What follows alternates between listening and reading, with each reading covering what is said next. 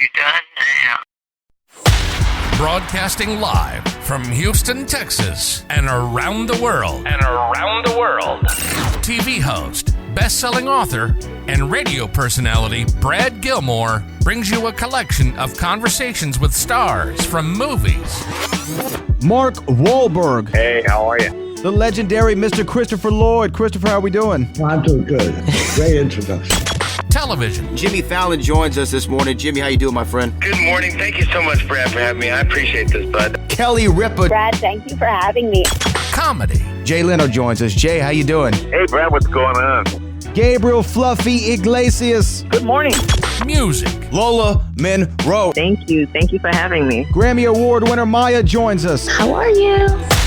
And more. This is The Collection. Now your host, The Boat, Brad Gilmore. Thank you, Keith, and welcome everyone to The Collection. My name is The Boat, Brad Gilmore. So excited that you joined us for another episode of the show. If this is your first time checking us out, welcome. Welcome to The Collection. This is literally, like they say in the intro, a collection of my favorite conversations with entertainers throughout the landscape, whether that's comedy, music, movies, television, film, sports, wherever. We have them here on The Collection, and today is no different. Really excited to get to our guest today, but I want to remind everyone, if you're checking this out and you haven't left us a rating or a review in your favorite podcast app, go ahead and do so. It really helps us over here at The Collection. This week, just as all weeks, we are entertaining you with 3 brand new interviews, and this one is one that I'm sure you're all going to love. Let's find out who we're talking to this week on The Collection.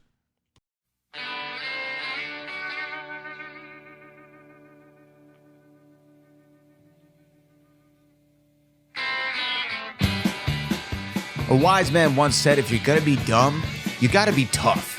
And that has been the motto of the entire Jackass crew since the show first hit airwaves on MTV in the early 2000s. Jackass was a pop culture touchstone for especially people in my age group, seeing guys like Johnny Knoxville, Bam Margera, Wee Man, Preston Lacey, Chris Pontius, a.k.a. Party Boy, and of course, Steve-O. Steve-O, you might know him from Jackass. You might know him from his podcast, Steve-O's Wild Ride. He's a American entertainer at 48 years young. He is continuing to entertain audiences all around the great United States and around the world. He is on tour right now, and we're going to be talking to Steve-O about his tour. I have a lot of questions for him. This guy graduated from Ringling Brothers and Barnum and Bailey. Guess what? The Jackass films altogether have made almost $500 million. $500 million of guys getting hit in the nuts. I'd say they're doing pretty good, to quote Larry David. So without further ado, this week on The Collection, we talk to Steve-O, who returns to the show.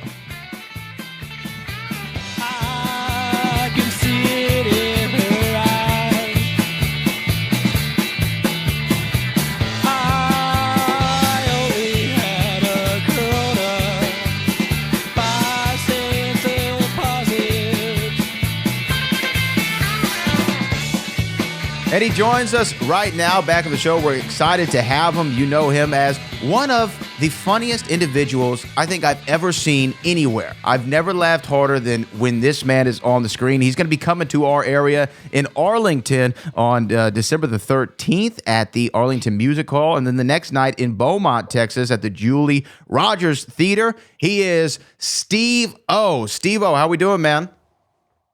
I'm doing great, brother. How about you? I'm doing great, man. Look, congrats on the tour. You just keep adding dates because I guess people love this show that you put on. It's a multimedia show. What's the reception been like?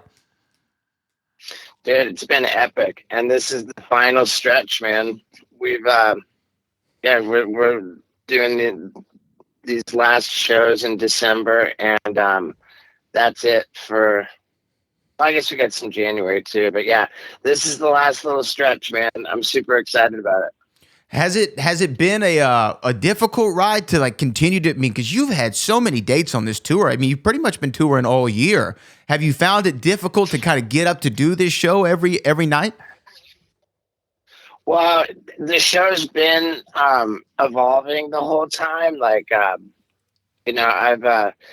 kicked out certain bits and replaced it. I've just been really working on perfecting it, and it improves all the time. I'm just so in love with that, and now it's really where I want it to be. So it's about time to tape the special, and this is it, man. It is so naughty, dude.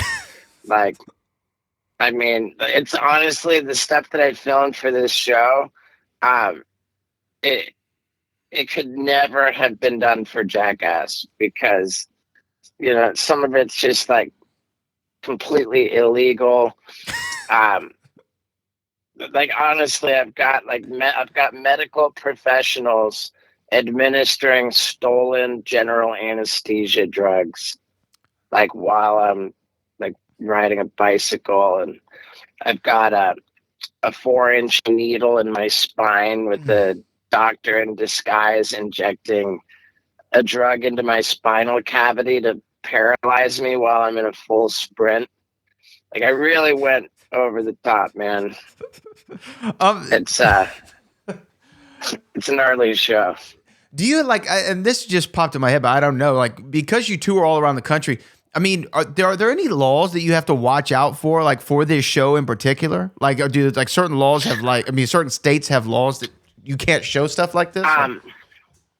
Well, I mean, there's nowhere in the country and probably nowhere in the world where minors would be allowed because it's actually XXX rated too. There's a bit where I am completely naked with another man strapped to my back and furiously servicing myself inside an airplane. And I actually pulled it off like such that as I'm falling out of the airplane, I'm blasting. See, look, this is why you got to come see Steve-O in Arlington and Beaumont on the 13th and 14th of December, this multimedia show. I mean, has there been a bit that you wrote, though, that you're like, you know what? I can't even do this for the Steve-O show. Well, no. No. Yeah, there's really not. Well, yeah, I mean, I had one bit where I was gonna like shoot a bullet like through my cheeks, like in between my teeth.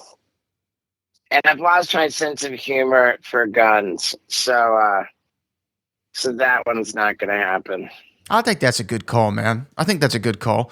Again, Steve-O's going to be in Arlington and Beaumont on the 13th and 14th of December. You can get tickets right now, steve-o.com. This show obviously has been successful. I told you this the last time we talked. I love Steve-O's Wild Ride. The podcast is just so great, man. It really is. And I don't know where you developed this keen sense of interviewing people, but you have some of the Dane Cook interview you did. I think it's the best Dane Cook interview there's ever been. It was just such a great conversation. And I didn't know that he had such an influence on kind of your stand-up and kind of live show comedy career. Can you tell people a little bit about that influence that Dane had? Yeah, for sure. He did. By the way, thank you so much, man. I really have been thrilled with the podcast too.